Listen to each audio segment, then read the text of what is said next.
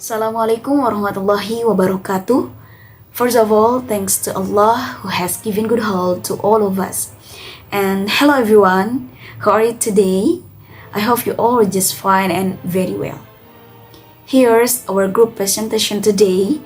We'll be discussing about the basic principle of mimesis. The members are Siti Alawiyah, Winda Karlina, Rifat Adi Wangsa, and Muhammad Reza Febryan. Okay everyone, let's start. Now the topic discussion is 1. How does Plato view literature?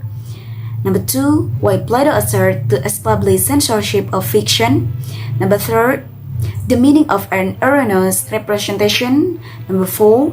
The relationship between idea and mimesis. And the last, comparison between Plato's argument and Al-Quran Surah Ash-Shu'ara verse 221 until 227. Okay, the next slide is Plato was a disciple of Socrates, founder of the Platonist school of thought and academy, the first institution of higher learning in the Western world.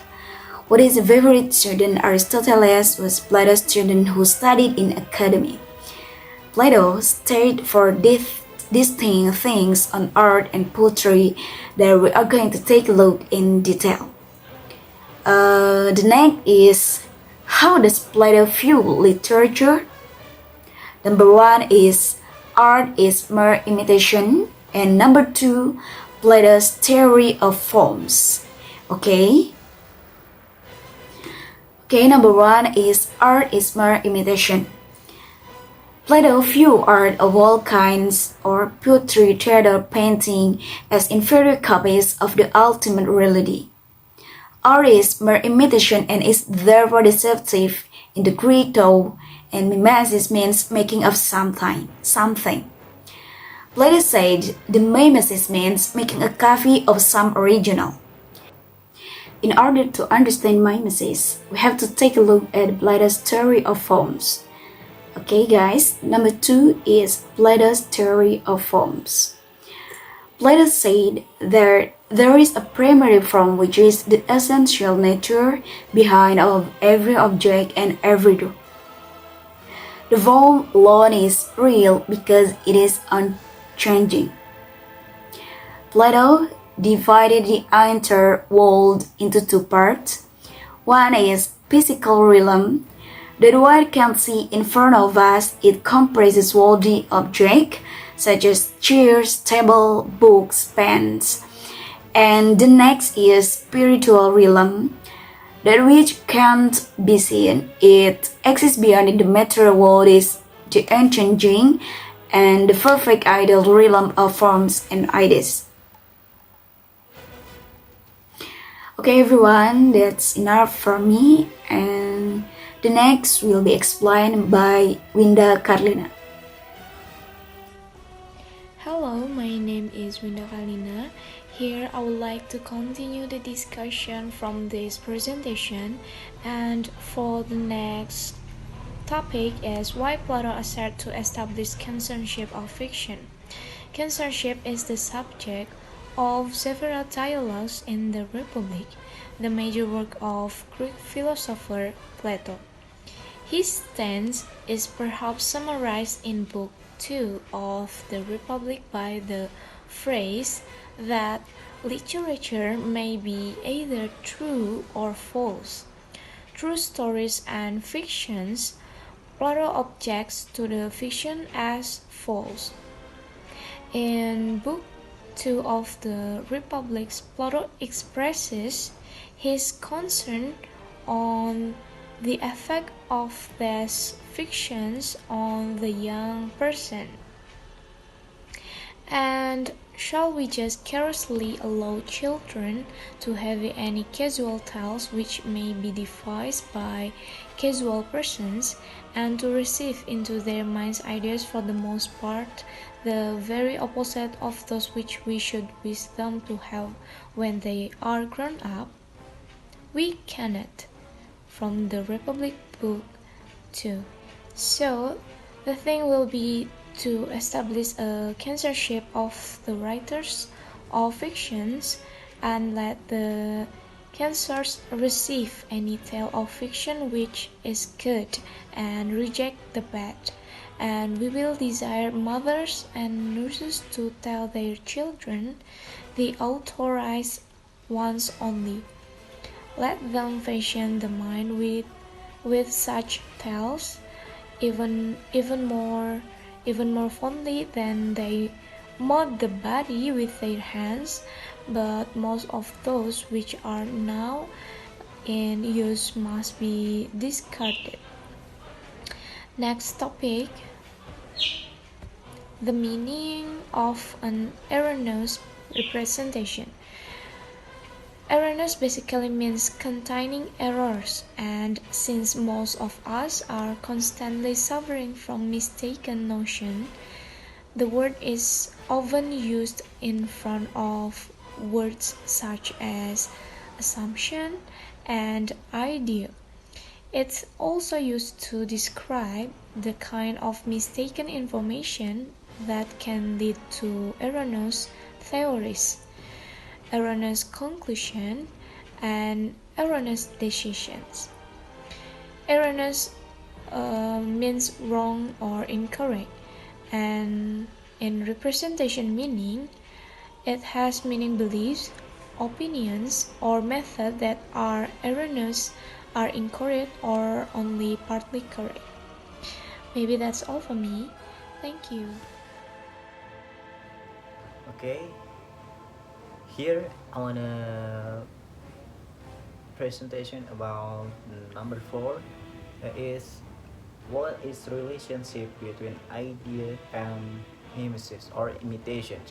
Uh, Before I go to relationships, I will explain to you all about the definition of imitation theory. Mimesis comes from the Greek, meaning imitation, copy, representation, is found everywhere in the philosophy of art and has various representations. Something is said to be a good work of art. When it gets closer to reality, what kind of reality? Reality that we can sense or see, we feel and we hear. At issue in imitation theory, artwork must be able to trace on reality. The beautiful, the good, the closer to reality is depicted in a good work of art. Plato, Plato uses mimesis as part of representation or imitation. Aristotle saw mimesis as more than an imitation of reality. According to him, this concept refers to the representation of types, and human action is general rather than imitation of nature. Artists do not imitate reality or nature, but represents nature or reality. According to this view, mimesis is an image of what is possible. So, the work of art can also be unrealistic. Aristotle regarded the Greek tragedy as the pinnacle of mimesis. In the Greek tragedy, humanity's fate is already set, based on mythological stories. The point is not to imitate everyday reality, but to describe based on mythological story. The point is not to imitate everyday reality, but to describe human destiny in such a way that the observer can be said to be enlightened. His mind is washed. Aristotle called this significations catharsis. Also, Plato and Aristotle have different opinions or concepts towards mimesis and have different opinions on their evaluation of Greek tragedy. They agree that Greek tragedy is a matter of imitation. Plato considers the idea that humans have of something that is perfect and cannot change. Idea is the ideal world that exists in humans. Ideas by human can only be known through varieties. impossible to see or touch with the five senses. Ideas for Plato are fixed or unchangeable. Plato looked down on artists very much. Based on Plato's view, he made a comparison between the artist and the craftsman. According to him, craftsmen create a mental image of the ideal form and use it as the capital to make a more specific product, which can be sensed, real, and ready to use. Plato then made three steps in the creation of works. The perfect shape of the bed is made by God. Then bed is made by wooden poles.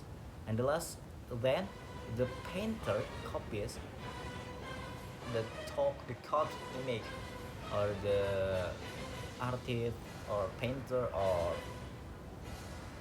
yes, such painter. Okay, maybe from me. Thank you. And next to the number 5 by Muhammad Reza Febryan. Okay, I would like to explain about comparison between Plato's argument and Al-Quran Surah Ash-Shura verse 221 until 227. The comparison between Plato's argument and the verse in the Quran is that both believe that literature is a lie. The verse is basically saying that Allah addressed this idolater who claimed that what was brought by a messenger was not the truth, but was merely something that came to him in visions from the jinn. While Plato's arguments sound similar, are saying all political imitations are erroneous to understanding of the hearer. Okay, maybe that's all for me. I will close the presentation. Thank you. Wassalamualaikum warahmatullahi wabarakatuh.